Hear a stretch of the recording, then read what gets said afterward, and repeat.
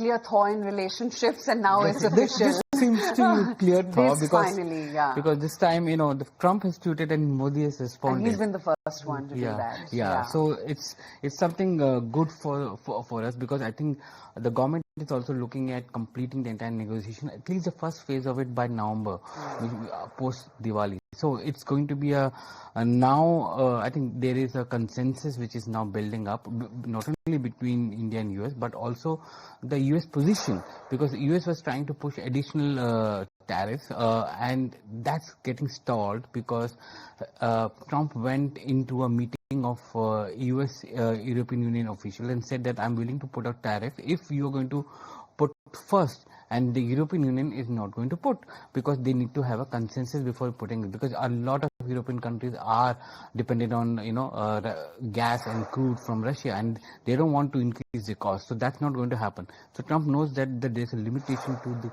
the tariff that he can push.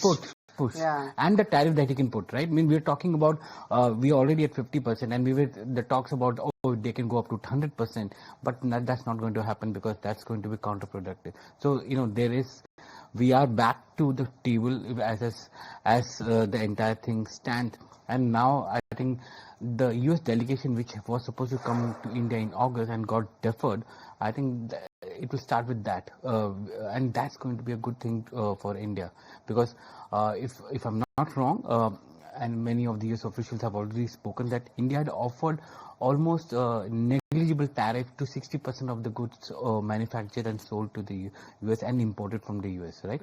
So that's going to be a good one for us. Yeah, that's definitely something that we're going to be looking out for. But I think what is a worry is that there is no end to the geopolitical tensions, and now it's Israel attacking Hamas's leadership in Doha and Qatar. So, that's going to keep still the world markets pretty much on tenterhooks, at least oil. Actually, there was a time when, such escalations used to create a lot of tensions across the GCC countries. You used to have Saudi responding to it, UAE responding to it. But now what's happening is that development has taken center stage for many of these countries. So yes, geopolitical is an issue, and they want to do it through diplomacy. But the Israel-Hamas thing is not a small and easy thing to solve, and that's where there is a guarded. So if you see the responses which are coming from various GCC countries, it's very measured in nature, and that's the reason we haven't seen much of a spike to the crude as well.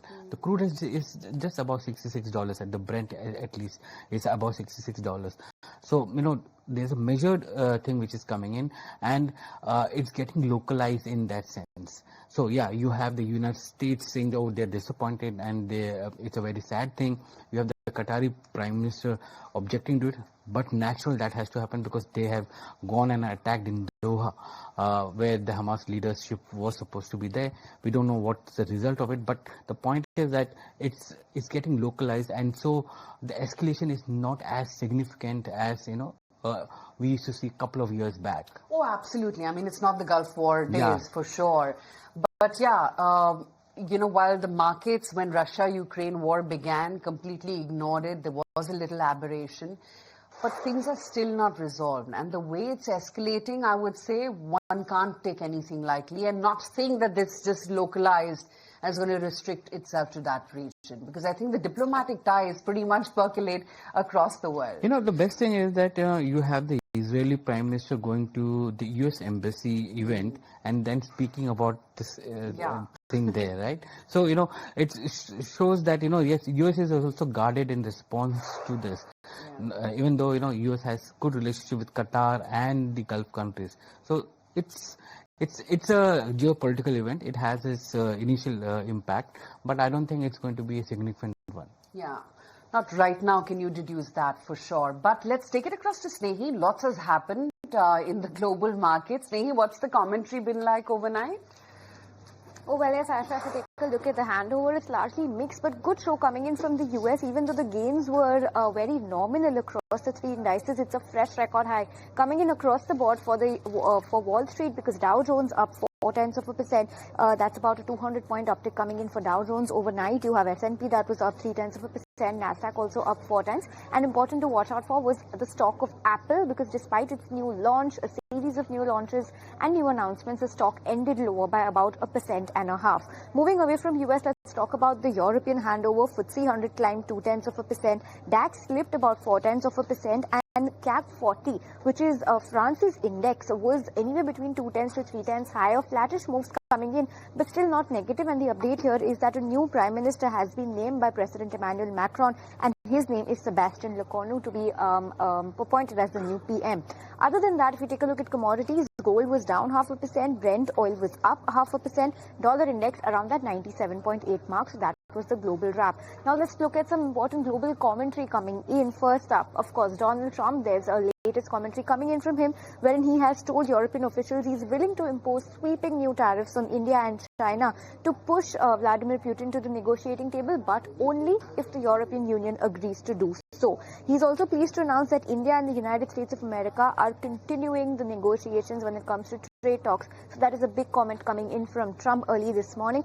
He looks forward to speaking with his very good friend PM Modi in the upcoming weeks, and he's also certain that there should be no difficulty in coming to successful conclusions for two great nations, to which PM Modi has also replied just a few minutes ago, saying that he's looking forward to working with Donald Trump on the same. So that's the commentary coming in. Let's move from Trump. Let's talk about Scott Bessent, the US Secretary of the Treasury. A lot of statements coming in an interview that he gave yesterday. He's confident that the Supreme Court will back Trump's tariffs. It's a big statement. He's also saying that Lisa Cook has not said that she has accepted to any mortgage fraud. But we also have an update coming in where the Supreme Court has blocked the firing of Lisa Cook. So that is important to watch out for. Jamie Dimon has said that the economy is weakening. Whether that is on the way to recession or just weakening, he doesn't know. So that's a big comment coming in from Jamie Dimon as well. And lastly, Peter Schiff on jobs data. He also summarizes his tweet by saying that everything that has sold off in the global equity market on the back of weak labor data could be positive for gold. So that's a roundup of all the global comments coming in, as well as the global equity handover. Yeah, the equity markets don't seem to be reflecting any of that concern, and our markets are also not. Be it good news or bad news, still stuck in a range. That's right. We were talking about the put writing happening yesterday, and that's intensified in yesterday's trade. You're seeing now, the index staying about 24,800 there, and now with some of the positive news which is coming in. Now there are a couple of things which we need to factor in. The first thing is the Fed rate cut, which is now imminent, which is going to happen. Yesterday's job data, revision, which has again gone down by nearly 1 million. So now the job data has been revised downwards by nearly 1.5 million jobs. That's something which is is going to push for a rate cut. Now, whether it's going to be 25 or 50 is something which the Fed will have to decide. But the fact is that today's inflation data is something which the street will look out very closely, because yesterday also the street was focusing on inflation coming in today. So that's one. The second thing is the Trump, the Trump news which came in, which is now a little soothing in terms of the especially for the IT sector, because the IT sector was under the influence of Hire Act. Now, if Trump and or India-US relationships goes to normal levels, then I don't think this act or the bill which has been presented to the Senate will go through, and that will be good for the Indian IT going forward. So that's something which is there. So you watch out for the IT, you watch out for some of the consumption plays, because now it's almost clear that the price hikes or price cuts will happen after September 22nd. So there is going to be a deferred consumption which is going to come in, and that is something which is going to test 25,000 level going forward. So if you look at the options, it's between 24,800 and 25,000 level, and I think Kunal will also give us more details about where the supports and everything which is there. But if you look at FNO, we saw that Nifty has already moved in 1.5% in September since the last expiry, which was in August, and that is something. And Nifty put call ratio has also gone gone up. We had long positions been built up by FIs in Nifty futures. The open interest positions have gone up to over 31,000 crores. And in banks, though Nifty bank was flat yesterday, we've had some shorts built up, which is there, though the open interest positions have gone up above 7,100 crores there. And index long positions have jumped to 8.71%, which basically means there's a reversal of positions which is happening from the FIs, and that's visible from the cash market numbers also. 2,000 crores of net buys happening yesterday in the secondary market. Oh yeah, absolutely. I was rubbing my eyes in disbelief as to how come it's a buy and a sizable one. I was looking at where is this buy come from, because the volumes were very low, the delivery was very low, but there was a buy. Yeah.